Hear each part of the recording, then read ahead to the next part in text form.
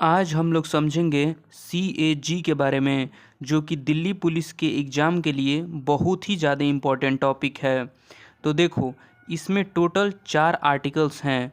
Article 148 से लेकर 151 तक हम लोग एक एक करके डिटेल में समझेंगे।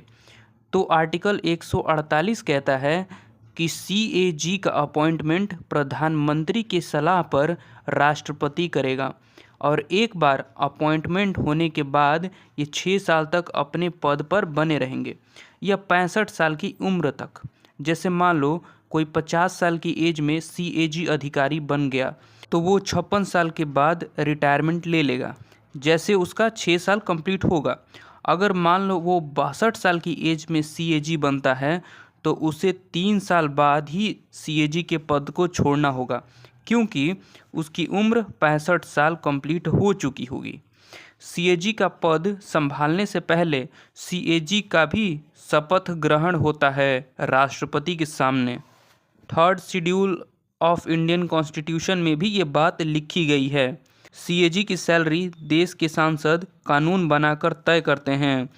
नौकरी के दौरान उसका सैलरी कम नहीं किया जा सकता। CAG का salary consolidated fund of India से आता है, जहां से देश के राष्ट्रपति का भी सैलरी दिया जाता है। CAG को हटाना बहुत ही मुश्किल है। उसे उसी तरीके से हटाया जाता है जैसे सुप्रीम कोर्ट के जज को हटाया जाता है, यानी लोकसभा और राज्यसभा में बहुमत मिलेगा तभी। CAG रिटायरमेंट के बाद किसी और सरकारी नौकरी में नहीं जा सकता। ये आर्टिकल 148 कहता है। आर्टिकल 149 कहता है कि CAG सरकार का हिसाब किताब चेक कर सकता है कि पैसा सही जगह खर्च हुआ है कि नहीं। CAG सेंट्रल गवर्नमेंट या स्टेट गवर्नमेंट और उनके सभी विभागों की ऑडिट रिपोर्ट बनाता है। CAG सरकार या प्राइवेट कंपनी का ऑडिट रिपोर्ट तैयार करके देश के राष्ट्रपति या स्टेट के गवर्नर को सौंपती है। फिर उस रिपोर्ट को सांसद या विधानसभा में रखी जाती है। आर्टिकल 150 बताता है कि भारत सरकार और राज्यों का अकाउंट्स कैसे बनाया जाएगा, इन अकाउंट्स का फॉर्मेट कैसा होगा। जैसे कि मान लो आप स्कूल जब जाते थे तो आप एप्लीकेशन लिखा करते थे, तो एप्लीकेशन का एक फॉर्मेट होता था। ठीक वैसे ही CAG के अकाउंट्स का भी एक फॉर्मेट होता है और वो फॉर्मेट CAG के सलाह पर राष्ट्रपति तय करता है।